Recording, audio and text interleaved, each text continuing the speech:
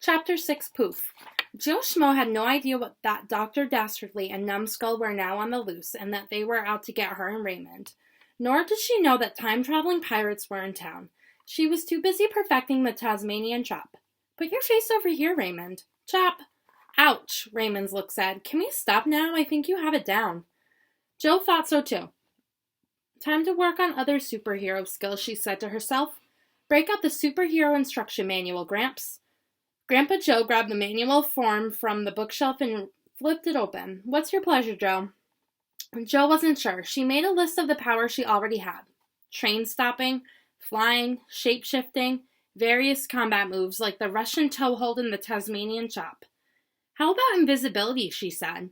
Joe had once shape-shifted into a frog, jumped into her grandfather's shirt pocket, and gotten into the movies for free. But walking into the theater on her own because she was invisible sounded even better. Plus, invisibility would help her catch bad guys. Does it say anything about invisibility? Joe asked again. Grandpa Joe scanned the table of contents. Then he flipped it to the appropriate chapter. It says that turning invisible is all about thinking invisible thoughts. Not again, Joe grumbled. This was one strange superhero instruction manual. Flying was all about thinking lofty thoughts. Shape-shifting was all about thinking shape-shifting thoughts. And now this. What's an invisible thought, Gramps? Beats me. Thoughts that aren't there? Try thinking of nothing, Joe.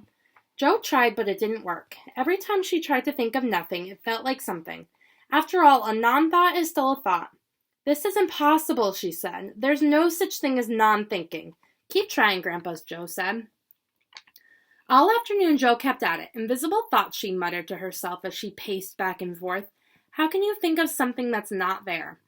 The only time she had ever seen anything vanish was when a magician came to her school. And it didn't really vanish. It just was a card trick. 1 second the card was there, the next second, poof, it was gone, vanished invisible. That's it, Joe said. What's it, Grandpa Joe asked. Yeah, what's it, Raymond's look said.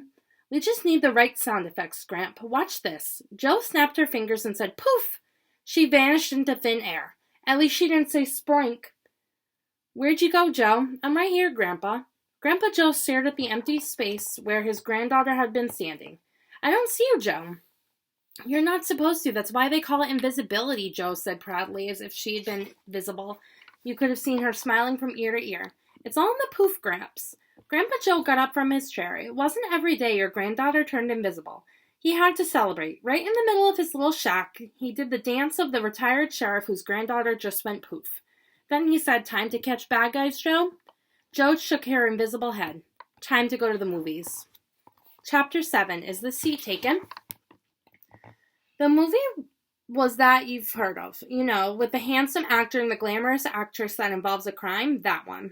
Before heading to the movie theater, Joe unpoofed herself. She would be driving her Schmo-mobile, and if she did so while invisible, people would notice. This way it was just superhero Joe Schmo speeding through the streets of San Francisco, probably in pursuit of some sort of villain. Joe parked outside the theater, said poof, and went inside. She found an empty seat and sat down. It was a great movie. Joe couldn't take her eyes off the handsome actor. Even the bad guys were cute. But Joe was still invisible. The seat she occupied looked like it was unoccupied.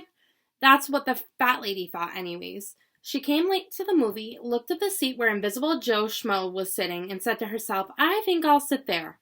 So she did. Squawk went Joe. Squawk went the fat lady. Get off me, yelled Joe. Who said that? Said the fat lady. She tried to get comfortable. Boy, this seat is lumpy. And right in the middle of the squawking and complaining about the lumpy seat, Joe's phone vibrated in her pocket. A text message from Grandpa Joe. Only Joe didn't realize it was a text message. She thought something bad was happening to her leg because she was being squashed by a fat lady. This caused Joe to squawk even louder. Finally, the lady decided to find a less lumpy seat, and one that didn't talk so much, and Joe ran out of the theater. Getting into the movies for free was not all that it was cracked up to be. Once outside, Joe unpoofed herself. Only then did she realize that her legs was vibrating, not because it was about to fall off from being sat on by an enormous person, but because her grandfather had been trying to reach her. And here's what he said. Pirates are attacking a fashion show. Go get 'em, Joe. Joe sprinted across the parking lot to her Schmo-mobile, where the faithful Raymond was waiting. Ready to catch bad guys, Raymond? Raymond gave her a look that said, "Is the sky blue? Do I like bacon? Is my jaw still sore from your Tasmanian chop?" "Sorry about the chop," Jo said as she hit the gas. The fashion show was indeed a triple whammy. Lots of rich people to rob, plenty of grog to drink, and all sorts of pretty women to chase. "I love triple whammies," Pinkbeard said to himself. He stood up and watched his crew of interesting fellows split up. Some of them went for the grog, some of them robbed rich people, and some of them chased the beautiful fashion models. Then they rotated. The pirates who had been robbing the rich people started chasing the fashion models, and the pirates who had been chasing the fashion models went after the grog. The grog in question was wine, and Pinkbeard preferred lemonade. So right in the middle of the grog drinking and the robbing of the rich people and the chasing of fashion models, Pinkbeard wandered off in search of his drink of choice, lemonade, the pinker the better.